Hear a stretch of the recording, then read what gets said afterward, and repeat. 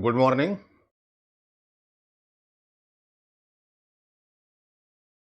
अर्पित Shukla, very good morning बेटा।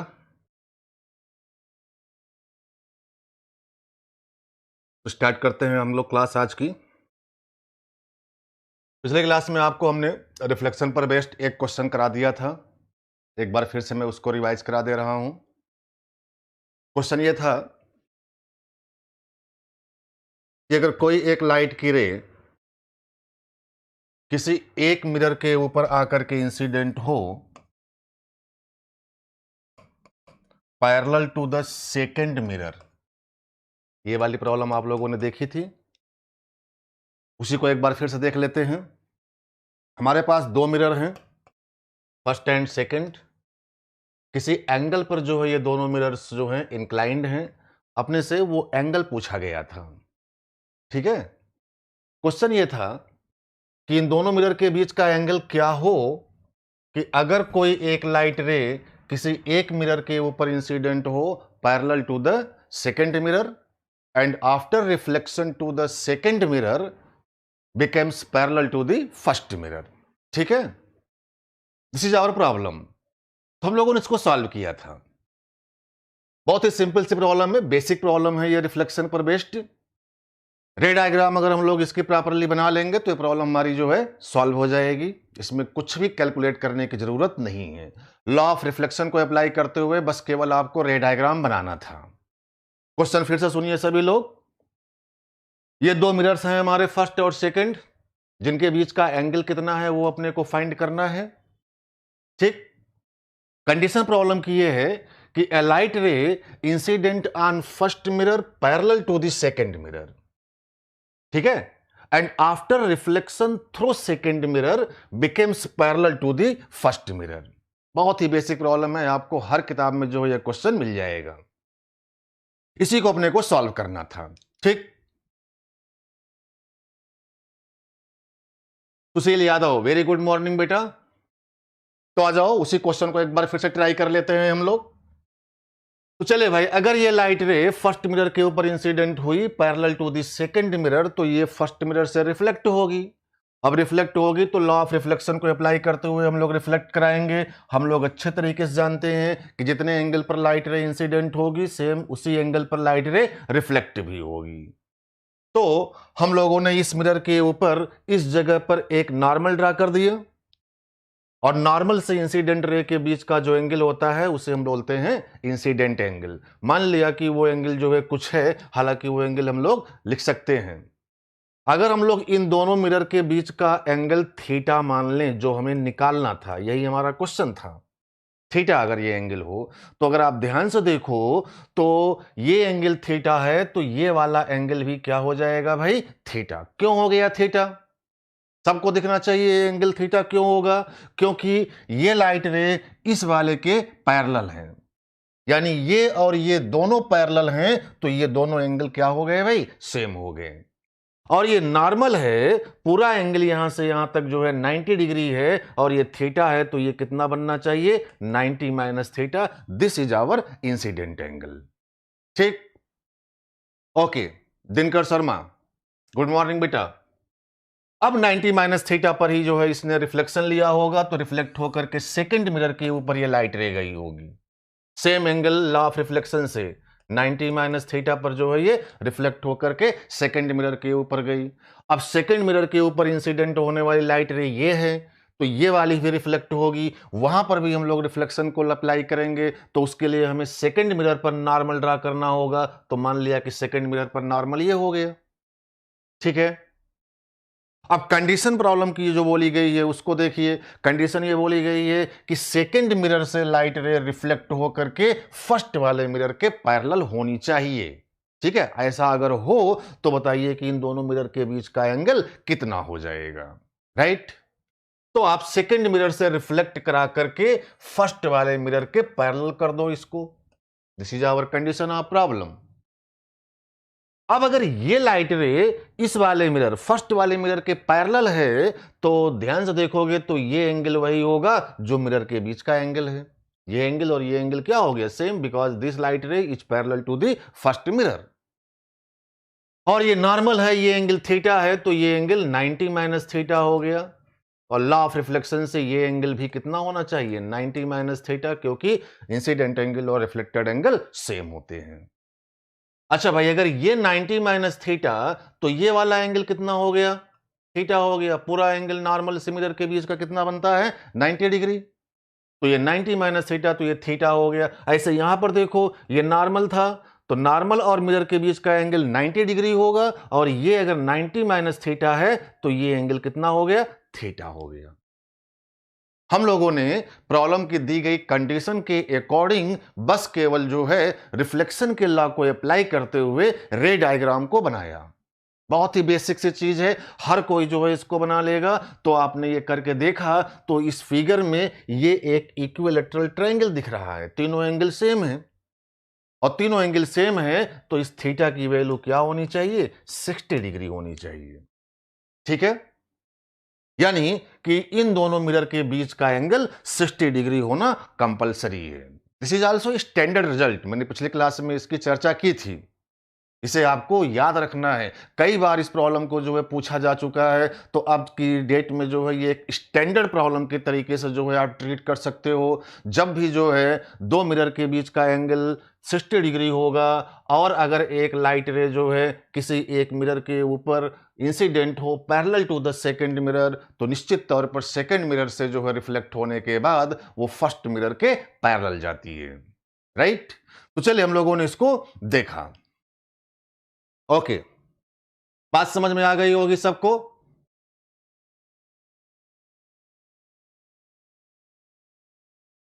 Good, किसी कोई डाउट होगा तो वो तुरंत जो है कमेंट बॉक्स में मेंशन करके जो है डिस्कस कर लेगा। ठीक है, हम लोग आगे बढ़ते हैं। एक क्वेश्चन मैंने आपको और कराया था पिछली क्लास में, वो भी एक स्टैंडर्ड प्रॉब्लम थी। दो परपेंडिकुलर मिरर का केस मैंने आप लोगों को डिस्कस किया था, फिर से चलो उसको भी देख लेते हैं। अगर हमारे पास जो है दो परपेंडिकुलर मिरर हो भाई, दोनों मिरर के बीच का एंगल कितना है, 90 degree. These two are the perpendicular mirror, plane mirror हैं ये। इसमें हमने आपको ये कराया था पिछली क्लास में कि अगर कोई एक लाइट रे, ठीक है, किसी भी एक मिरर के ऊपर आकर के इंसिडेंट हो किसी भी एंगल पर, ठीक है, तो किसी भी एंगल पर, चलो हमने आई के एंगल पर जो है इस लाइट रे को इस वाले मिरर के ऊपर इंसिडेंट करा दिया। ठीक, तो हम लोगों ने देखा था कि फाइनल रिफ्लेक्ट होने वाली लाइट रे इसी इंसिडेंट रे के पैरेलल जाती है। फाइनल रिफ्लेक्ट होने वाली लाइट रे इसी इंसिडेंट रे के पैरेलल जाएगी। तो इसको भी हम लोग रे डायग्राम से कर सकते हैं, कोई फार्मूला नहीं है, ठीक है ना, कोई कैलकुलेशन यहां पर नहीं है, सिर्फ लॉ ऑफ रिफ्लेक्शन को ही अप्लाई करते हुए हम लोग रे डायग्राम बनाएंगे और देखेंगे कि हमारे वो रिजल्ट मिल जाएंगे। तो आई के एंगल पर अगर आपने इसको इंसिडेंट किया, तो भाई क्या ये आई के एंगल पर ही रिफ्लेक्ट भी हुआ होगा, बिल्कुल। आई के एंगल पर रिफ्लेक्ट होकर के क्या है, पक्का सेकंड वाले मिरर के ऊपर लाइट रह गई होगी। ठीक है, अब सेकंड मिरर के ऊपर लाइट रह गई आई के एंगल पर से रिफ्लेक्ट होने के बाद, तो यहां से भी जो है वो रिफ्लेक्शन लेगा सेकंड वाले मिरर से। अब वहां से रिफ्लेक्ट होने के लिए आपको यहां पर नॉर्मल ड्रा करना होगा, और वो नॉर्मल आप देखेंगे कि इस वाले मिरर के पैरेलल मिलेगा, क्योंकि ये दोनों मिरर परपेंडिकुलर हैं, तो इस पर नॉर्मल इसके पैरेलल और इस वाले मिरर पर नॉर्मल इस वाले के पैरेलल होना चाहिए। ठीक है, किसी एंगल पर आकर के ये इंसिडेंट हुआ, और जिस एंगल पर भी ये इंसिडेंट हुआ होगा उसी एंगल पर जो है ये लाइट रे वहां से रिफ्लेक्ट हो गई होगी। ज्योमेट्री देख लो आप, ज्योमेट्री से आपको दिखेगा ये एंगल आई, तो ये एंगल 90 माइनस आई, ये एंगल 90 माइनस आई कैसे बनेगा भाई, ध्यान से देखिए। इस नॉर्मल को अगर हम लोग आगे की ओर खींचे और इस नॉर्मल को अगर हम लोग ऊपर की ओर खींचे, तो क्या ये दोनों नॉर्मल जो है परपेंडिकुलर होंगे, बिल्कुल। अगर ये दोनों मिरर आपस में परपेंडिकुलर हैं, तो दोनों मिरर के ऊपर नॉर्मल भी आपस में कैसे होंगे, परपेंडिकुलर होंगे। ठीक, यानी ये एंगल 90 डिग्री बनेगा, और ये एंगल आई, ये एंगल 90, तो ये वाला एंगल कितना हो गया, 90 माइनस आई। यानी सेकंड मिरर पर इंसिडेंट एंगल कितना बन रहा है, 90 माइनस आई बन रहा है। ठीक है भाई, ओके। तो सेम एंगल पर जो है इसको रिफ्लेक्ट करा लो आप, 90 माइनस आई पर ही जो है ये क्या हो गई, रिफ्लेक्ट हो गई। ओके, बिल्कुल परफेक्टली जो है हमारे सामने ये रे डायग्राम बन करके तैयार हो गया है। अब आप ध्यान से ऑब्जर्व करो, ये हॉरिजॉन्टल अगर है तो हॉरिजॉन्टल से ये फाइनल रिफ्लेक्ट होने वाली लाइट रे 90 माइनस आई के एंगल पर है। ऐसे ये भी हॉरिजॉन्टल है, ये एंगल अगर आप देखोगे तो ये भी 90 माइनस आई होगा, मतलब कि ये वाली लाइट रे भी जो हॉरिजॉन्टल से कितने एंगल पर है, 90 माइनस आई पर। इट मींस ये फाइनल रिफ्लेक्टेड लाइट रे और ये इंसिडेंट लाइट रे आपस में कैसे हो रहे हैं, पैरेलल, एक्चुअली में एंटी पैरेलल हो रहे हैं। ठीक है, तो ये हम लोगों ने क्वेश्चन पिछली क्लास में डिस्कस कर लिया था। तो चलिए आज का काम हम लोग आगे बढ़ाते हैं, कुछ नई बातों को डिस्कस करते हैं, कुछ और ऐसे क्वेश्चन हम लोग करेंगे जिसमें सिर्फ और सिर्फ लॉ ऑफ रिफ्लेक्शन ही जो है अप्लाई करेंगे और उसी को अप्लाई करके हम लोग जो है अपनी प्रॉब्लम को सॉल्व करेंगे। कोई भी नई चीज अभी हम लोग आगे नहीं सीखेंगे, सिर्फ और सिर्फ लॉ ऑफ रिफ्लेक्शन पर ही बेस्ड जो है क्वेश्चन अपने को अभी डिस्कस करने हैं। राइट, चलिए नए क्वेश्चंस को करने से पहले एक और चीज हम लोग समझ लेते हैं जो कि हम लोगों के सामने क्वेश्चन में आता है, and that one is angle of deviation. Angle of deviation, इसे हम लोग डेल्टा से डिनोट करते हैं।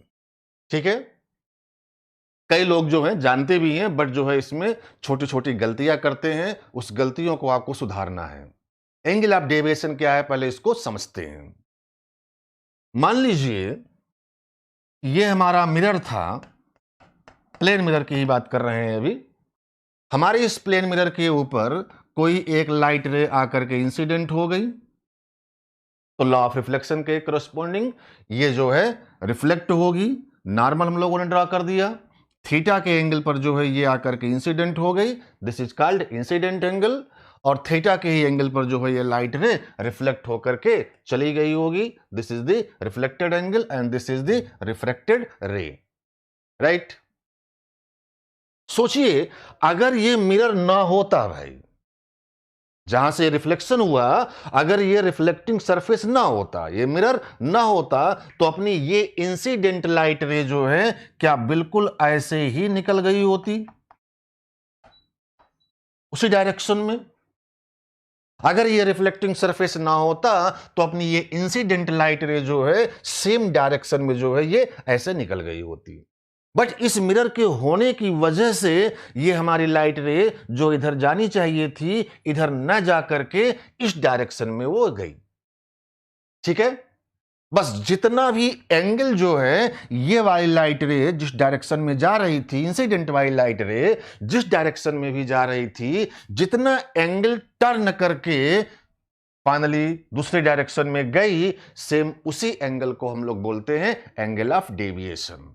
मतलब हमारी इस इंसिडेंट रे ने उतने एंगल का डेविएशन करके फाइनली इस डायरेक्शन में गई आफ्टर रिफ्लेक्शन। ठीक है, हम लोगों को क्वेश्चन में ऐसे ही एंगल ऑफ डेविएशन को फाइंड करना है। तो चलिए देखते हैं, जैसे इसी केस में अगर ये मिरर ना होता भाई तो हमारी इंसिडेंट रे क्या ऐसे ही चली गई होती, बिल्कुल परफेक्ट। लेकिन इस मिरर के होने की वजह से लाइट रे इधर न जा करके इधर गई है, तो जितना भी एंगल ये लाइट रे घूम करके इधर गई है, टर्न करके गई है, वही एंगल अपने को चाहिए। अब अगर आप ध्यान से देखो तो इसको अगर हम लोग होल्ड करके यहां तक जाना चाहें तो दो तरीके से जा सकते हैं, एक तो एंटी क्लॉकवाइज से, ठीक है, और दूसरा क्लॉकवाइज सेंस से। दो प्रकार के एंगल ऑफ डेविएशन होते हैं, एक आपको मिलता है क्लॉकवाइज सेंस का डेविएशन एंगल और एक मिलता है एंटी क्लॉकवाइज सेंस का डेविएशन। ठीक है, आपको दोनों एंगल ऑफ डेविएशन बताने होंगे। तो जैसे अगर मैं आपसे बोलूं कि बताइए कि एंटी क्लॉकवाइज सेंस में कितना एंगल डेविएट हुआ, तो आपको ये एंगल ऑफ डेविएशन लिखना है, मतलब ये एंगल ज्योमेट्री से निकालना पड़ेगा। और ध्यान से देखो तो ये एंगल ज्योमेट्री से कितना बन रहा है, पाई माइनस 2 थीटा। किस सेंस का है भाई ये, एंटी क्लॉकवाइज सेंस। बात समझ में आ गई होगी। ऐसे ही अगर हम लोग इस तरफ से जो है घुमा करके लाइट रे को यहां तक ले आए, मान ले कि ये क्लॉकवाइज सेंस में टर्न करके यहां पर पहुंचा, तो ये वाला एंगल ऑफ डेविएशन कहलाएगा, and this angle of deviation is, ये भी ज्योमेट्री से आपको दिखेगा, this is equal to pi plus 2 theta. ठीक है, अब थोड़ी सी बात कन्वेंशन की कर लें। ये क्लॉकवाइज सेंस का एंगल ऑफ डेविएशन है और ये एंटी क्लॉकवाइज सेंस का एंगल ऑफ डेविएशन है।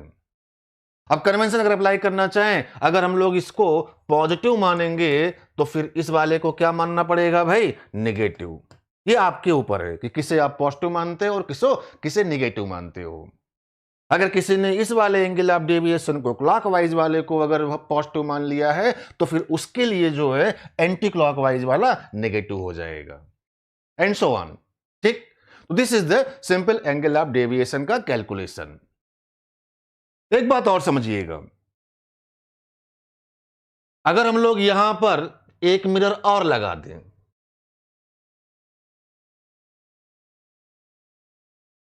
जैसे ये लाइट रे यहां पर गई थी, अगर मैं यहां पर कोई एक मिरर और लगा दूं तो बताइए क्या ये वाली लाइट रे फिर से जो है रिफ्लेक्ट होगी? बिल्कुल। और फिर से अगर रिफ्लेक्ट होगी, मान लो कुछ ऐसे रिफ्लेक्ट होकर के आई, अब इस वाले मिरर के लिए इंसिडेंट रे तो भाई ये हो गया। अगर ये मिरर ना होता तो क्या ये लाइट रे ऐसे ही निकल गई होती? बोलिए।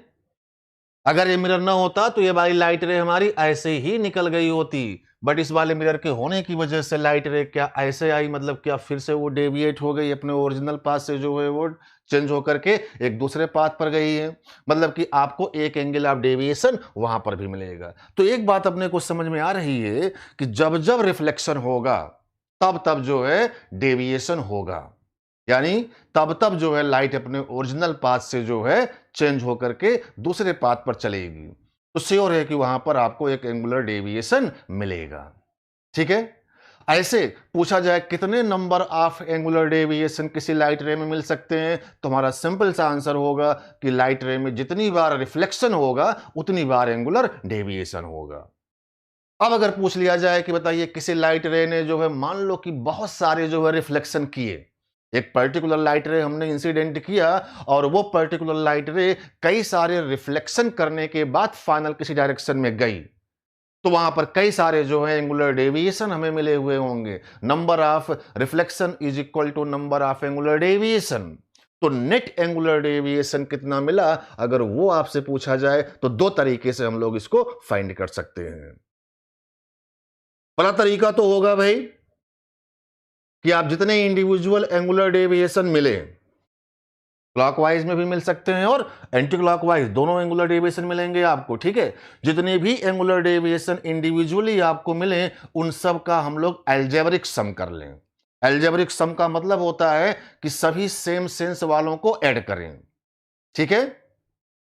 या फिर दूसरा तरीका यह भी है कि हम लोग इनिशियल इंसिडेंट रे और फाइनल रिफ्लेक्टेड लाइट रे के बीच का एंगल फाइंड कर लें। मतलब फाइनल रिफ्लेक्ट होने वाली लाइट रे कितना एंगल टर्न हो रही है इनिशियल इंसिडेंट रे से, तो वो हमें एंगुलर डेविएशन की वैल्यू मिल जाएगी।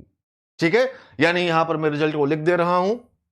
इसके बाद एक दो क्वेश्चन से इस बात को हम लोग समझेंगे भी कि net angular deviation, delta net, जितने इंडिविजुअल मिले उन सबका ये अलजेब्रिक सम जो है, this is equal to algebraic sum of the individual angular deviation.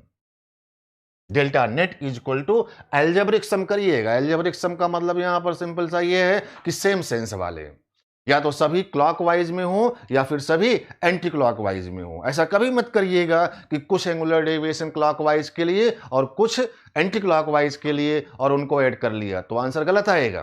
ठीक है। सेम सेंस वालों को ही हम लोगों को ऐड करना है। जैसे एग्जांपल के तौर पर चले उसी वाली प्रॉब्लम की बात करते हैं जो अभी हम लोगों ने किया था। पिछली क्लास में भी इस चीज को हम लोग डिस्कस कर चुके हैं।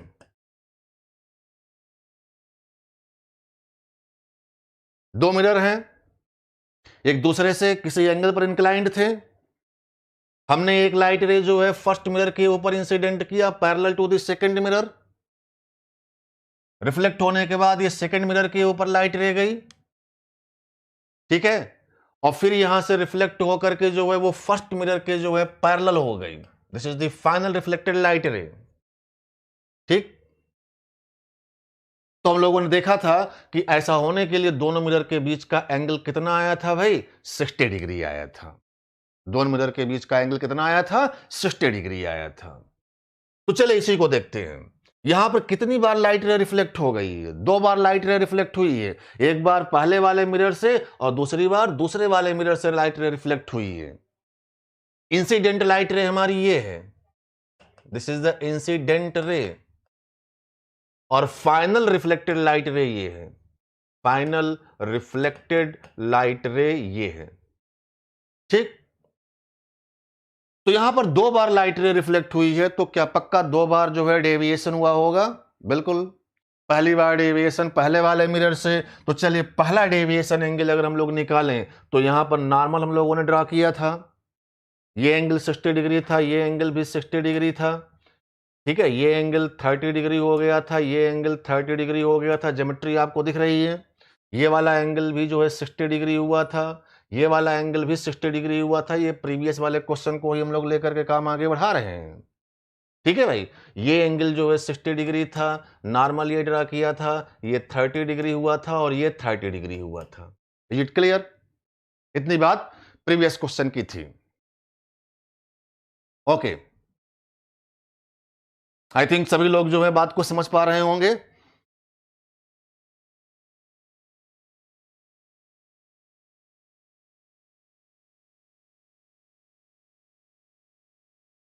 कमेंट बॉक्स में जो है आप लोग इसको मेंशन करिएगा, जरा कमेंट बॉक्स का ये चैट जो है सेट करिए, इसको बोल्ड में कर दीजिएगा। हाँ भाई, तो चलिए आते हैं क्वेश्चन पे। मेरा क्वेश्चन ये था कि यहां पर 2 बार लाइट रे रिफ्लेक्ट हुई है। ठीक है, तो 2 बार एंगल आप डेविएशन में ले हुए होंगे, पहला एंगुलर डेविएशन आपको फर्स्ट मिरर से, दूसरा वाला सेकंड वाले मिरर से। तो चलिए यहां पर अगर देखें तो पहले वाले मिरर के लिए इंसिडेंट लाइट रे हमारी ये है, ठीक है, और रिफ्लेक्टेड लाइट रे ये है। अगर ये पहला वाला मिरर ना होता तो ये हमारी इंसिडेंट लाइट रे इस डायरेक्शन में कुछ ऐसे निकल गई होती, राइट। लेकिन इस मिरर के होने की वजह से वो इस डायरेक्शन में न जा करके रिफ्लेक्ट होकर के इस डायरेक्शन में गई। तो जितना भी एंगल जो है ये डेविएट टर्न होकर के यहां पर गई, वही हमारा एंगुलर डेविएशन होगा। अब 2 सेंस में हम लोग एंगुलर डेविएशन ले सकते हैं, एक क्लॉकवाइज का और एक एंटी क्लॉकवाइज का। तो चले हमने यहां पर क्लॉकवाइज का लिया, इसको आप होल्ड करके यहां तक पहुंचोगे क्लॉकवाइज सेंस में, तो ये एंगल टर्न करके पहुंचना पड़ेगा। ऐसे भी हम लोग जा सकते हैं, वो एंटी क्लॉकवाइज का होगा, कोई एक वाइज आप निकालो, आइदर क्लॉकवाइज और एंटी क्लॉकवाइज। ठीक है, अर्पित शुक्ला, अरिंदम माझी, सलोनी विश्वकर्मा, ठीक है, सबको बात समझ में आ रही है। तो ये हमारा फर्स्ट एंगुलर ऑफ डेविएशन हो गया, डेल्टा 1 मान लेते हैं, और इस डेल्टा 1 की न्यूमेरिकल वैल्यू जो है आप लिख सकते हो ज्योमेट्री की हेल्प से। ध्यान से देखो, आप इधर देखो भाई, ये 60 डिग्री था, तो क्या ये एंगल भी 60 डिग्री हो गया? बिल्कुल। और ये वाला 60 है, तो दोनों का समेशन डेल्टा 1 हो गया, that is this is equal to 120 degree. और किस सेंस का है भैया? This is clockwise sense. एक ही सेंस में हम लोग सभी काम करने वाले हैं, तो ये क्लॉकवाइज सेंस का हमने लिख लिया। इधर से निकालेंगे तो एंटी क्लॉकवाइज के लिए लिखना पड़ेगा। तो पहला डेविएशन एंगल आपको इस मिरर के केस में ये मिला, दूसरा डेविएशन आपको इस वाले मिरर से मिलेगा, क्योंकि यहां पर भी लाइट रे रिफ्लेक्ट हो रही है। ध्यान रखिएगा, इस वाले मिरर के लिए इंसिडेंट रे हमारी ये है, ठीक है। फर्स्ट मिरर के द्वारा रिफ्लेक्टेड लाइट रे ही जो है सेकंड मिरर पर इंसिडेंट रे बन रहा है, तो this is the incident ray for second mirror. और ये सेकंड मिरर ना होता तो ये अपना इंसिडेंट लाइट रे कुछ इस डायरेक्शन में ऐसे निकल गया होता, बट इस मिरर के होने की वजह से बोला गया है कि लाइट रे ऐसे जा रही है, तो जितना एंगल वो टर्न हुआ होगा वही एंगुलर डेविएशन होगा। क्लॉकवाइज सेंस का यहां पर भी लिख रहे हैं, मान लो ये डेल्टा 2 है। अब ज्योमेट्री सॉल्व कर लो, आप ज्योमेट्री सॉल्व कर लें अगर हम लोग तो ध्यान से देखें तो ये एंगल कितना है भाई? 60 डिग्री। तो क्या ये वाला एंगल भी 60 डिग्री हो जाएगा? बिल्कुल। अब ये 60 और ये 60 का समेशन क्या हो गया? डेल्टा 2। तो also here delta 2 is equal to 120 degree in clockwise sense. तो नेट एंगुलर डेविएशन जो मिला आपको, this is 120 plus 120 same sense में है, क्लॉकवाइज का है, तो हम लोग ऐड कर लेंगे, तो this is equal to 240 degree in clockwise sense. ठीक, ओके। तो हम लोगों ने ज्योमेट्रिकली जो है इंडिविजुअल एंगुलर डेविएशन, दो एंगुलर डेविएशन मिले थे इस क्वेश्चन के लिए, तो दोनों का हमने अलजेब्रिक सम किया, मतलब सेम सेंस वालों का हम लोगों ने ऐड कर लिया, तो हमें नेट एंगुलर डेविएशन मिल गया, क्लॉकवाइज सेंस का हम लोगों ने ये लिखा। ठीक है, एक तरीका और था इस एंगुलर डेविएशन को, नेट एंगुलर डेविएशन को लिखने का, वो तरीका क्या है उसको समझ लो आप। मैंने बताया था कि आप कुछ मत करो, इंडिविजुअल को मत निकालो, आप इनिशियल इंसिडेंट रे और फाइनल रिफ्लेक्टेड लाइट रे को देखो। तो भैया इनिशियल इंसिडेंट रे तो हमारी यही थी ना, अगर ये दोनों दोनों मिरर ना होते, तो दोनों मिरर ना होते तो यही हमारी इनिशियल इंसिडेंट रे क्या ऐसे ही गई होती? बिल्कुल। बट इन दोनों मिरर के होने की वजह से ये हमारी इनिशियल इंसिडेंट रे ऐसे नीचे की ओर न जाकर के फाइनल रिफ्लेक्टेड लाइट रे की डायरेक्शन में ऐसे जाएगी। दोनों के होने की वजह से हुआ है ऐसा। अगर ये दोनों न होते मिरर, तो ये वाले इंसिडेंट रे इसी पाथ को फॉलो करते हुए निकल गई होती। बट इन दोनों मिरर के होने की वजह से हमारी लाइट रे ये वाली कुछ इस डायरेक्शन में गई। ठीक, अब जितना भी एंगल ये इनिशियल इंसिडेंट रे टर्न करके फाइनली इस डायरेक्शन में जा सकती है, क्या वही हमारा फाइनल या नेट एंगुलर डेविएशन होना चाहिए? बिल्कुल। तो अभी हमने इंडिविजुअल को निकाल करके ऐड करके देखा, तो आंसर नेट डेविएशन का ये आया। अब आप इंडिविजुअल को ना निकालो, आप डायरेक्टली निकाल लो। तो चलिए क्लॉकवाइज सेंस में निकाला है, क्लॉकवाइज सेंस में यहां पर भी देखते हैं। इसी इनिशियल इंसिडेंट रे की डायरेक्शन को होल्ड करो और इसे जो है हम लोग टर्न करके फाइनल रिफ्लेक्ट होने वाली लाइट रे की डायरेक्शन में आ जाए। तो क्या इतना एंगल टर्न करना पड़ेगा? मतलब ये एंगल, वही चीज है ये भी, यही हमारा नेट एंगुलर डेविएशन होगा। और ये आप लिख सकते हो अच्छे से, अगर हम लोग देखें तो ये अगर 60 डिग्री है तो ये वाला एंगल भी क्या बनेगा भाई? 60 डिग्री बनेगा। और ये एंगल 60 डिग्री है तो ये वाला भी क्या बनेगा? 60 डिग्री बनेगा। यानी ये पूरा जो एंगल होगा वो 180 प्लस 60 डिग्री बना। ये एंगल 60 डिग्री है तो ये 180, तो दिस इज 180 प्लस 60 डिग्री। यानी also here we find delta net is equal to 180 plus 60 degree and this is equal to 240 degree clockwise sense में। ठीक है, तो इस क्वेश्चन से हम लोगों ने ये बात अच्छे तरीके से समझ लिया कि नेट एंगुलर डेविएशन अगर लिखना हो तो हम लोग जो है या तो individual angular deviation same sense वाले सभी निकाल करके ऐड कर लें, या फिर डायरेक्टली हम लोग इनिशियल इंसिडेंट रे और फाइनल रिफ्लेक्टेड रे के बीच का एंगल फाइंड कर लें। ठीक है, रिजल्ट आपको सेम मिलने वाला है। एक और क्वेश्चन हम लोगों ने देखा था, परपेंडिकुलर मिरर वाले केस की बात करें अगर, तो वहां से भी जो है हम लोग एंगुलर डेविएशन की बात कर सकते हैं। देखिए भाई, दोनों मिरर कैसे हैं? परपेंडिकुलर हैं। हमने लाइट रे जो है फर्स्ट मिरर के ऊपर इंसिडेंट किया, किसी भी एंगल पर इंसिडेंट किया, आई की वैल्यू कुछ भी हो, तो आपने रिजल्ट देखा था कि फाइनल रिफ्लेक्ट होने वाली लाइट रे ऑलवेज इनिशियल इंसिडेंट रे के पैरेलल जाएगी। ठीक, तो नेट एंगुलर डेविएशन अगर मैं यहां से पूछूं तो कितना होगा भाई? 180 डिग्री, क्योंकि फाइनल रिफ्लेक्ट होने वाली लाइट रे इनिशियल इंसिडेंट रे के एंटी पैरेलल है।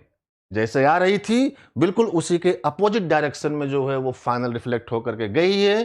ठीक है ना, तो यहां पर जो एंगुलर डेविएशन होगा, मतलब टर्निंग जो हुई है इस लाइट रे की इनिशियल इंसिडेंट रे की डायरेक्शन से, वो 180 डिग्री की हुई होगी। तो 180 डिग्री, अब ये 180 डिग्री क्लॉकवाइज भी बोल सकते हो आप, एंटी क्लॉकवाइज भी बोल सकते हो, तो आइदर क्लॉकवाइज और एंटी क्लॉकवाइज।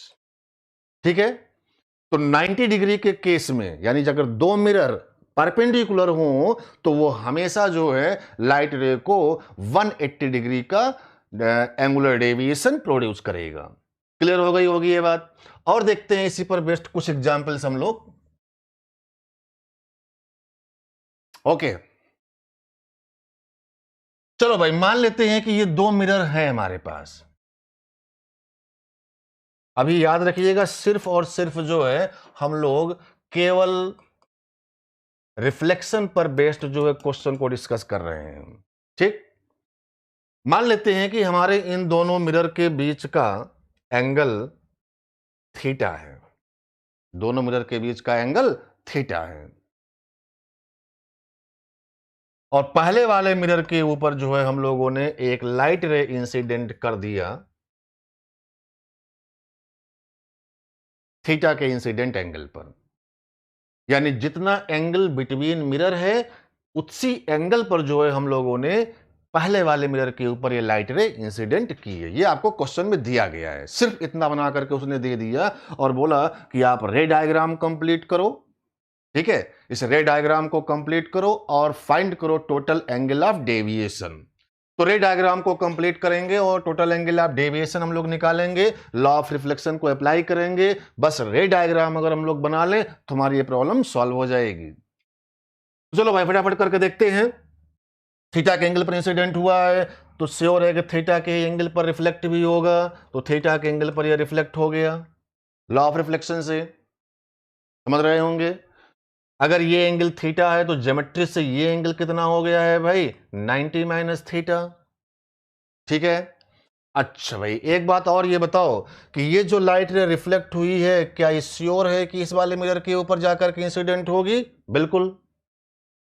तो एक ट्रायंगल बनेगा, ट्रायंगल बनेगा, ये रिफ्लेक्टेड लाइट रे, ये मिरर और ये मिरर एक ट्रायंगल बनाएगा, और ट्रायंगल के तीनों एंगल का समेशन हम लोग जानते हैं कितना होता है, 180 डिग्री। तो ये वाला एंगल 90 माइनस थीटा, ये वाला एंगल थीटा, क्या इन दोनों का समेशन जो है 90 माइनस थीटा प्लस थीटा की वैल्यू कितनी हो गई, 90 डिग्री। और तीनों एंगल का समेशन जो है 180 है, इन दोनों एंगल का समेशन अगर 90 हो गया तो इसका मतलब तीसरा वाला एंगल क्या होगा, 90 डिग्री। इट मीन्स ये जो लाइट रे रिफ्लेक्ट हुई है, ये लाइट रे इस वाले मिरर के ऊपर जो जाकर के इंसिडेंट हुई है वो मिरर से कितना एंगल बना रहा होगा, 90 डिग्री। अब जाकर के ट्रायंगल कंप्लीट हुआ। तो अगर मैं आपसे पूछूं कि ये एंगल 90 डिग्री है तो ये लाइट रे इस मिरर के ऊपर कैसे इंसिडेंट हो गई, नॉर्मली, नॉर्मली इंसिडेंट हो गई। मतलब इस जगह पर अगर मैं नॉर्मल ड्रा करूं तो नॉर्मल यही लाइन मिलेगी। नॉर्मली इंसिडेंट होने का मतलब इस मिरर के ऊपर नॉर्मल यही लाइन होगी, और नॉर्मल अगर वही लाइन हो गई तो बताइए कि नॉर्मल से इस रे के बीच का कितना एंगल, और नॉर्मल से इस रे के बीच का जो एंगल होगा वही इस मिरर के ऊपर इंसिडेंट एंगल कहलाएगा। अब चूंकि नॉर्मल भी वही लाइन मिल रही है जो ये इंसिडेंट रे है, तो यहां पर जो एंगल होगा दोनों के बीच का वो क्या हो गया, जीरो। यानी नॉर्मल इंसिडेंस में हमेशा इंसिडेंट एंगल क्या होता है, 0 डिग्री। दो वर्ड आपके सामने आएंगे, एक आता है नॉर्मल इंसिडेंस और एक आता है ग्रेजिंग इंसिडेंस। तो यहां पर मैं बना दे रहा हूं अलग से, नॉर्मल इंसिडेंस यानी फिगर कुछ है ऐसे, तो इसमें हम बोलते हैं ये नॉर्मली इंसिडेंस हुआ, नॉर्मल इंसिडेंस कहलाएगा। और इस केस में इंसिडेंट एंगल की जो वैल्यू होती है वो 0 होती है। क्या होगा भाई, 0 डिग्री। और ग्रेजिंग इंसिडेंस का मतलब होता है कि लाइट सरफेस को ग्रेस करते हुए आए, बिल्कुल सरफेस के पैरेलल। मतलब मिरर के इस पॉइंट पर अगर लाइट को इंसिडेंट करना है तो इसी सरफेस को ग्रेस करते हुए लाइट रे आकर के यहां पर इंसिडेंट हो रही है। तो यहां पर नॉर्मल अगर हम लोग ड्रा करेंगे तो ये मिलेगा, और इंसिडेंट एंगल जो इस केस में बनेगा दैट इज 90 डिग्री। तो याद रखिएगा कि ग्रेजिंग इंसिडेंस में इंसिडेंट एंगल 90 डिग्री होता है और नॉर्मल इंसिडेंस में इंसिडेंट एंगल 0 डिग्री होगा। तो यहां पर जो है हम लोगों ने देखा कंडीशन के अकॉर्डिंग, प्रॉब्लम की सिचुएशन के अकॉर्डिंग, सेकंड मिरर पर जो लाइट रे इंसिडेंट हुई वो नॉर्मली इंसिडेंट हुई। यहां पर इंसिडेंट एंगल जो है क्या होगा, 0। ध्यान रखिएगा ये 90 डिग्री इंसिडेंट एंगल नहीं है भाई। इंसिडेंट एंगल तो लाइट रे और नॉर्मल के बीच का होता है।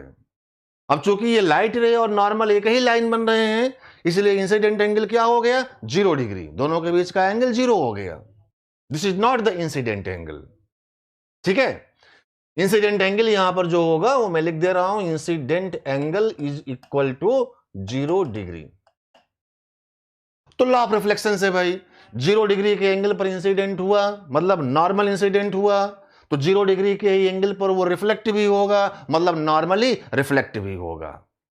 यानी यहां से जो अब रिफ्लेक्शन होगा वो नॉर्मली रिफ्लेक्ट होगा। नॉर्मली रिफ्लेक्ट होने का मतलब क्या, वो नीचे की ओर आ जाएगा, क्योंकि नॉर्मल लाइन वही है। अब ध्यान से देखो, अब यहां से जो रिफ्लेक्शन हुआ सेकंड वाले मिरर से, वो लाइट रे नीचे की ओर आ रही है, मतलब उसी पाथ को लेते हुए क्या फिर से यहां पर आकर के इंसिडेंट हो गई होगी? बिल्कुल। अब यहां पर इंसिडेंट होगा तो यही एंगल थीटा फिर से जो है इंसिडेंट एंगल बनेगा, और लॉ ऑफ रिफ्लेक्शन से उसी एंगल थीटा पर जो है यहां वाले मिरर से फिर से रिफ्लेक्ट होकर के क्या वो इधर की ओर चली जाएगी? बिल्कुल। तो आप इस पर्टिकुलर क्वेश्चन में ये देख पा रहे हो कि लाइट अपने पाथ को क्या कर रही है? रिट्रेस। इस प्रकार से वो आई, रिफ्लेक्ट होकर के इस पर गई, और फिर वहां से रिफ्लेक्ट होकर के नीचे आई, और फिर यहां से रिफ्लेक्ट होकर के उसी पाथ को फॉलो करते हुए निकल गई है। यानी this is the case of retracing of the path. Light रे यहां पर अपने पाथ को रिट्रेस कर रहा है। और अगर पूछ ले क्वेश्चन में कि कितने नंबर ऑफ रिफ्लेक्शन यहां पर हुए, या कितने नंबर ऑफ रिफ्लेक्शन के बाद लाइट रे ने अपने पाथ को रिट्रेस किया, तो आप वो भी काउंट कर सकते हो। क्या पहला रिफ्लेक्शन यहां से हुआ था? बिल्कुल। दूसरा रिफ्लेक्शन यहां पर हुआ, और तीसरा रिफ्लेक्शन फिर से इसी पॉइंट पर से हुआ। यानी कि यहां पर लाइट रे 3 कॉन्जिक्यूटिव रिफ्लेक्शन लेने के बाद अपने पाथ को रिट्रेस कर रही है। ओके, तो एंगल ऑफ डेविएशन फिर से रिट्रेसिंग का मतलब जिधर से आए उधर ही चला गया, तो एंगल ऑफ डेविएशन टोटल कितना हुआ? 180 डिग्री। तो net angular deviation this is equal to 180 degree, या तो क्लॉकवाइज का या फिर एंटी क्लॉकवाइज का, कोई भी वाइज आप बोल दो, दोनों में 180 डिग्री ही होगा। नंबर ऑफ रिफ्लेक्शन जो होगा 3 आएगा। लाइट रे ने 3 बार रिफ्लेक्शन किया है, ठीक है, और अपने पाथ को रिट्रेस कर रहा है। तो this is a very special question. Condition हम लोगों ने यहां पर जनरल टर्म में लिया है, जितना मिरर के बीच का एंगल हो उसी एंगल पर अगर लाइट रे इंसिडेंट हो तो हमेशा उस केस में जो है लाइट अपने पाथ को रिट्रेस करेगा, और नंबर ऑफ रिफ्लेक्शन जो लेंगे वो 3 होंगे। ठीक है, तो इस रिजल्ट को भी आप चाहो तो याद कर लो। ऑब्जेक्टिव क्वेश्चन में हम लोग इसको डायरेक्टली अप्लाई करेंगे। अगर 2 मिरर के बीच का एंगल थीटा मान लें, थीटा की वैल्यू कुछ भी ले लो आप, ठीक है भाई, और उसी एंगल पर जो है लाइट अगर किसी एक मिरर के ऊपर इंसिडेंट हो, तो इस केस में जो है लाइट रिट्रेस करेगा। नंबर ऑफ रिफ्लेक्शन जो होंगे 3 होंगे, ठीक है, और एंगुलर डेविएशन जो होगा वो 180 डिग्री होगा। This is also standard result. Okay, चलो भाई आ जाते हैं अगले क्वेश्चन पर। मान लो ये 2 मिरर हैं,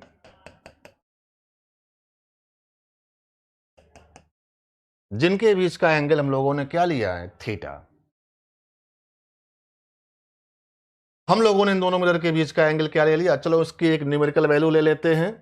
मान लिया कि इन दोनों मिरर के बीच का एंगल जो है वो 30 डिग्री है। कितना है? 30 डिग्री है। और पहले वाले मिरर के ऊपर हम लोगों ने जो है लाइट रे को 60 डिग्री के एंगल पर इंसिडेंट कर दिया। एक बात तो आप लोगों में ये बताओ कि अगर ये एंगल 30 डिग्री है और ये एंगल भी 30 डिग्री होता, चलो अगर मैं इस 60 डिग्री को नहीं 30 डिग्री ही लेता, तो बताइए कि ये केस क्या प्रीवियस क्वेश्चन वाला केस बन गया है? बिल्कुल, क्योंकि हम लोग प्रीवियस क्वेश्चन में अगर जो एंगल ये लिए थे वही एंगल अगर ये होगा, तो बताइए कि क्या लाइट रे रिट्रेस किया था 3 रिफ्लेक्शन के बाद? तो यहां पर थीटा की वैल्यू कितनी हो गई है? 30 डिग्री। ठीक है, तो ये तो ऑलरेडी हम लोग डिस्कस कर चुके हैं। लेकिन अगर मैं ये एंगल 60 डिग्री ले लूं, तब ये प्रीवियस क्वेश्चन का केस नहीं है, डिफरेंट हो गया है। ये एंगल 30 डिग्री और इंसिडेंट एंगल हम लोगों ने कितना लिया, 60 डिग्री लिया। क्वेश्चन वही है, रे ट्रेसिंग यहां पर जो है रे डायग्राम बनाना है और एंगुलर डेविएशन की वैल्यू फाइंड करनी है। कर सकते हैं हम लोग, बहुत ही सिंपल है। लॉ ऑफ रिफ्लेक्शन को ही बस केवल अप्लाई करना है। तो चलो भाई 60 डिग्री पर लाइट रे इंसिडेंट हुई, तो क्या 60 डिग्री पर ही ये लाइट रे रिफ्लेक्ट भी हो गई होगी? बिल्कुल। अच्छा भाई ये 60 डिग्री है तो ये कितना ज्योमेट्रिकली एंगल बन गया, 30 डिग्री। बिल्कुल वही पुरानी कहानी। क्या ये लाइट रे जो रिफ्लेक्ट हुई फर्स्ट वाले मिरर से वो सेकंड वाले मिरर के ऊपर जाकर के इंसिडेंट होगी, तो एक ट्रायंगल बनाएगा।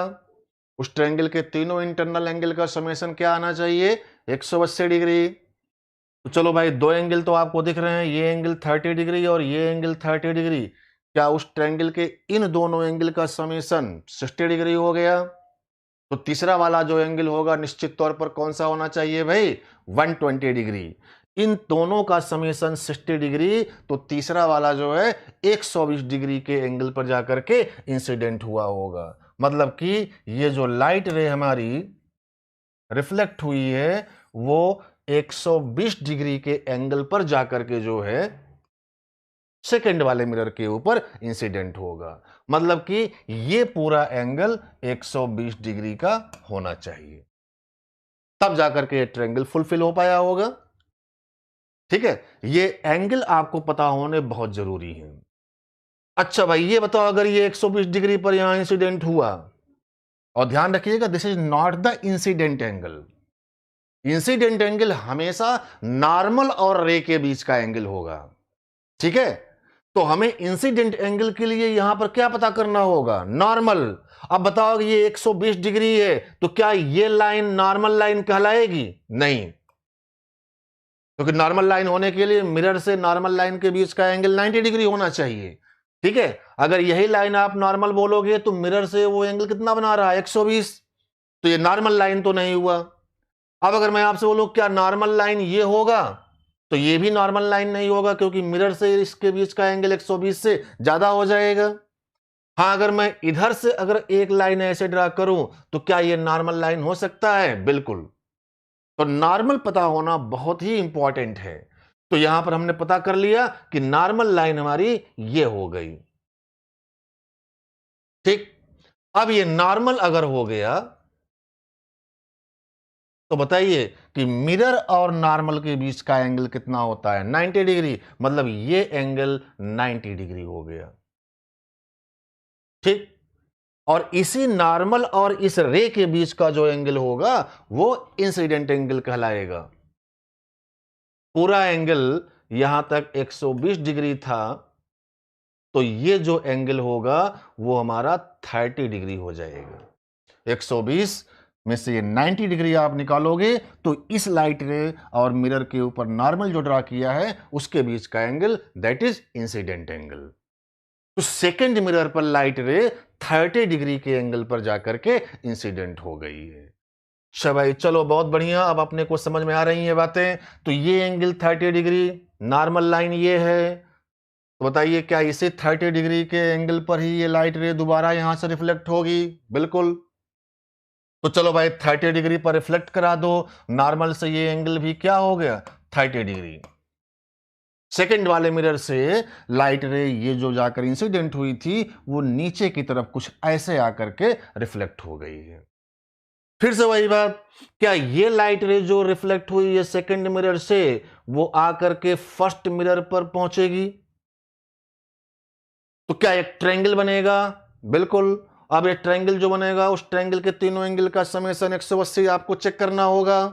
ध्यान से देखो, ये एंगल जो है हमारा अगर 30 डिग्री है तो क्या ये एंगल 60 डिग्री हो जाएगा? क्योंकि नॉर्मल और मिरर के बीच का एंगल, ये नॉर्मल है भैया, नॉर्मल और मिरर के बीच का एंगल 90 डिग्री और ये 30, तो ये क्या हो गया ज्योमेट्रिकली 60 डिग्री।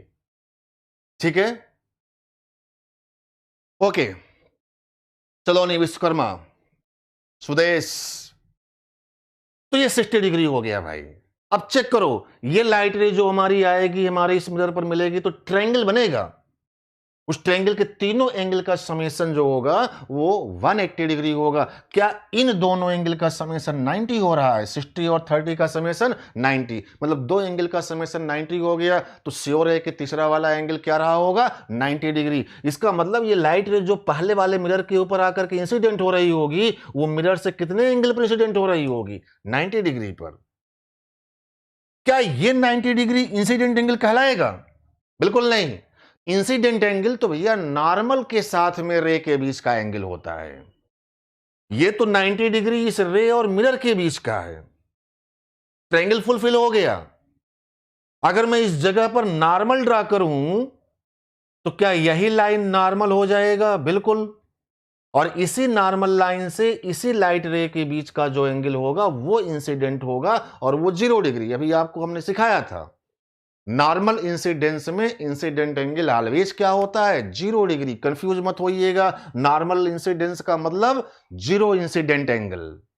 ठीक है, तो हमारी ये लाइट रे नॉर्मली इंसिडेंट हुई है, और नॉर्मल इंसिडेंस में नॉर्मल रिफ्लेक्शन होगा, मतलब यह वाला मिरर जो है वो इसको उसी डायरेक्शन, अपोजिट डायरेक्शन में लाइट रे को रिफ्लेक्ट करा देगा। 0 डिग्री पर ही रिफ्लेक्ट करा दिया। क्या अब ये रिफ्लेक्ट होने वाली लाइट रे फिर से यहां पर इंसिडेंट होगी 30 डिग्री पर? लॉ ऑफ रिफ्लेक्शन से क्या 30 डिग्री पर इधर की ओर रिफ्लेक्ट होकर के आई होगी, फिर से यहां पर आकर के इंसिडेंट हुआ होगा 60 डिग्री पर, और लॉ ऑफ रिफ्लेक्शन से क्या 60 डिग्री पर यह रिफ्लेक्ट होकर गई होगी? बिल्कुल। यानी यहां पर अगर हम लोग ध्यान से देखें तो this is also the case of retracing of light रे। यानी यहां पर भी लाइट रे अपने पाथ को रिट्रेस कर रहा है, लेकिन कितने नंबर ऑफ रिफ्लेक्शन के बाद रिट्रेसिंग हुई है वो आप बता सकते हो? क्या पहला रिफ्लेक्शन ये लाइट रे जो हमारी इंसिडेंट हुई थी इस वाले मिरर पर, तो यहां से हुआ था, ये रिफ्लेक्ट होकर के क्या यहां पर जाकर के इंसिडेंट हुआ था? दूसरा रिफ्लेक्शन यहां से हुआ था, फिर यहां से रिफ्लेक्ट होकर के क्या इस मिरर पर आया था, तीसरी बार यहां से रिफ्लेक्ट हुआ था, और फिर यहां से रिफ्लेक्ट होकर क्या इसी वाले मिरर पर गया था, चौथा रिफ्लेक्शन यहां से हुआ, और अगेन रिफ्लेक्ट होकर के क्या लाइट रे यहां पर आया था, पांचवा रिफ्लेक्शन यहां पर हुआ, और फाइनली रिफ्लेक्ट होकर क्या ये लाइट रे निकल गई? बिल्कुल। यानी also here light ray retrace their path, angular deviation 180 degree होगा, और टोटल नंबर ऑफ रिफ्लेक्शंस जो यहां पर होंगे वो कितने आएंगे? 5। ठीक है, तो इस क्वेश्चन को भी जो है आप चाहो तो बिल्कुल याद रख सकते हो, कुछ खास इसमें है नहीं। फिर से मैं यहां पर बना दे रहा हूं। ये दो मिरर थे हमारे, प्लेन मिरर की ही बात कर रहे हैं अभी। अभी आगे हम लोग और भी बहुत सारी बातें करने वाले हैं, जिसमें हम लोग प्लेन मिरर के अलावा जो है स्फेरिकल मिरर को भी यूज करेंगे। ठीक है ना, उन पर भी जो है रिफ्लेक्शन वगैरह अप्लाई करके हम लोग काम को आगे बढ़ाएंगे। तो हमारा जो क्वेश्चन था वो ये था कि अगर इन दोनों मिरर के बीच का एंगल 30 डिग्री हो, और किसी एक मिरर के ऊपर लाइट रे जो है 60 डिग्री के एंगल पर इंसिडेंट हो। ठीक है, तो जो रे डायग्राम बना था वो रे डायग्राम ये बना था ऐसे।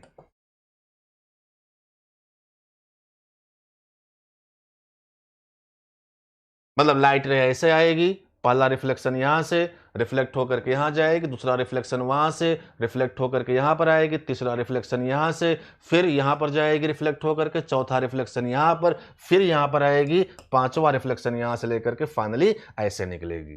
तो नंबर ऑफ रिफ्लेक्शन हियर 5 आए थे, और एंगुलर डेविएशन की जो वैल्यू आई थी वो 180 डिग्री, और लाइट रे यहां पर भी जो है अपने पाथ को रिट्रेस कर गया। तो रिट्रेसिंग के मैंने आपको 2 क्वेश्चन कराए। इसके पहले जो क्वेश्चन हम लोगों ने डिस्कस किया था उसमें 3 नंबर ऑफ रिफ्लेक्शन लेने के बाद लाइट रे रिट्रेस किया था। इस वाले क्वेश्चन में जो है 5 नंबर ऑफ रिफ्लेक्शन लेने के बाद लाइट रे अपने पाथ को रिट्रेस कर रहा है। राइट, तो चलिए आगे बढ़ते हैं। अभी हम लोगों ने प्लेन मिरर को लेकर के रिफ्लेक्शन की बात की है। ठीक है, अभी कोई इमेज वगैरह की फॉर्मेशन की बात हम लोग नहीं कर रहे हैं। सिर्फ और सिर्फ simple law of reflection, incident angle, reflected angle same होते हैं, इसका यूज किया आपने, नॉर्मल कैसे ड्रॉ करते हैं, ठीक है, और कुछ बेसिक ज्योमेट्री वगैरह को यूज करके अपने प्रॉब्लम को डिस्कस किया। एक हम लोग जो है स्फेरिकल मिरर चलिए लेकर के करते हैं और देखते हैं।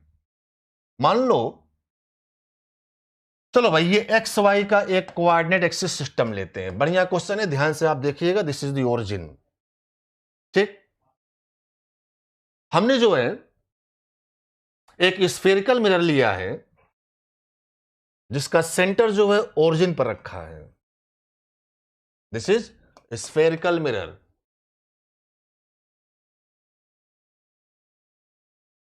रेडियस चलिए हमने इस स्फेरिकल मिरर का ले लिया है आर के इक्वल। इसका अपना एक रेडियस होगा। अंदर से जो है ये पॉलिश्ड है और बाहर से जो है स्मूथ है, मतलब कि बाहर से जो है ये रिफ्लेक्ट करेंगे लाइट रेज को। अच्छे से देखिएगा, बढ़िया क्वेश्चन है ये। हमारे इस स्फेरिकल मिरर का सेंटर जो है हमारे X Y coordinate axis system के ओरिजिन पर है, राइट।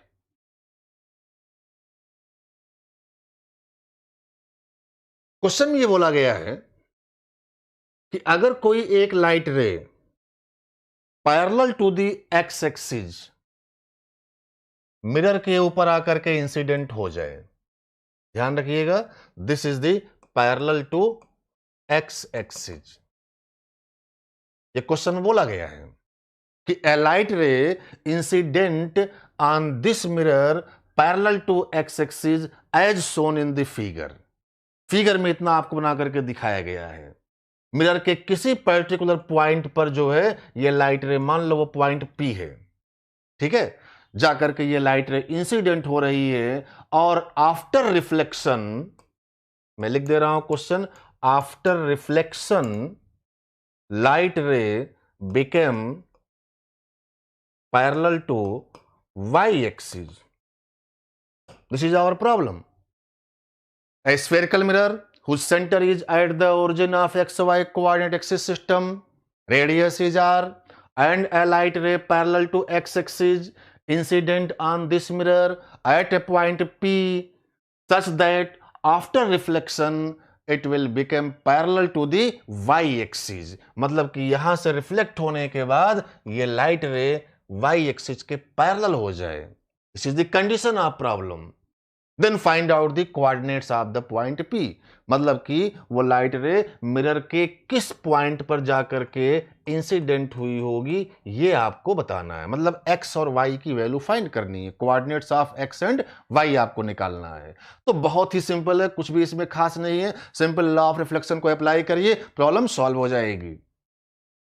तो लॉ ऑफ रिफ्लेक्शन को अप्लाई करने के लिए सबसे पहले हमें नॉर्मल चाहिए होगा। जहां पर लाइट रे हमारी इंसिडेंट हुई है वहां पर नॉर्मल ड्रा कर लो भाई। और हम लोग स्फेयर में अच्छे तरीके से जानते हैं कि नॉर्मल लाइन हमेशा कहां से पास होता है, सेंटर से। अच्छा भाई, तो ये लाइट रे जो है सेंटर से सॉरी नॉर्मल लाइन के लिए हम लोगों ने वहां पर एक लाइन ड्रा किया जो कि सेंटर से पास हो रहा है। This is our normal line. ये अगर नॉर्मल हो गया तो अब हम लोग इंसिडेंट एंगल और रिफ्लेक्टेड एंगल आसानी से लिख सकते हैं। क्या ये इंसिडेंट एंगल होगा? बिल्कुल। और ये क्या रिफ्लेक्टेड एंगल होगा? बिल्कुल। और ये क्या दोनों एंगल सेम होते हैं? ये भी हम लोग जानते हैं। अगर ये थीटा तो ये भी क्या हो गया, थीटा। अच्छा ध्यान से देखो, ये जो है एक्स एक्सिस के पैरेलल है और ये जो है वाई एक्सिस के पैरेलल है। तो क्या इसके और इसके बीच का एंगल 90 डिग्री है ना? अगर ये दोनों के बीच का एंगल 90 डिग्री तो ये थीटा की वैल्यू कितना हो जाएगा, 45 डिग्री। ये भी कितना हो गया, 45 डिग्री। ज्योमेट्री सारी बातें आ रही हैं। और अगर ये 45 तो क्या ये एंगल भी 45 हो गया है? बिल्कुल, ये एंगल भी हमारा 45 डिग्री का बना रहा है और ये रेडियस आर ही तो है। तो क्या अब एक्स और वाई के कोऑर्डिनेट आपको मिल गए? This is the X and this is the Y. ठीक, तो x की वैल्यू r cos 45 और y की वैल्यू r sin 45। अब चूंकि जो है x पीछे है ओरिजिन के तो कोऑर्डिनेट जो है उसका किस में आएगा, नेगेटिव आएगा। y ऊपर है तो कोऑर्डिनेट क्या आएगा, पॉजिटिव आएगा। तो x की वैल्यू माइनस r cos 45 लिखोगे और y की वैल्यू प्लस r cos 45 लिखोगे। यानी answer is comes out, X Y के जो कोऑर्डिनेट होंगे माइनस r/√2 कॉमा r/√2। यानी मिरर के इस पॉइंट पर लाइट रे इंसिडेंट होगी तो श्योर है कि जो है वो वाई एक्सिस के पैरेलल चलेगी। It clear? तो हमने स्फेरिकल मिरर का केस दिखाया, ऐसे हम लोग कुछ और भी कर्व्ड शेप के जो है मिरर को लेकर के काम आगे बढ़ा सकते हैं। तो अगली क्लास में अभी इसी पर हम लोग बात करेंगे, उसके बाद हम लोग जो है इमेज फॉर्मेशन को डिस्कस करेंगे। ठीक है, तो चले मिलते हैं नेक्स्ट क्लास में, और लॉ ऑफ रिफ्लेक्शन के प्रॉब्लम्स को लेकर के हम लोग कुछ और नई बातों को सीखेंगे।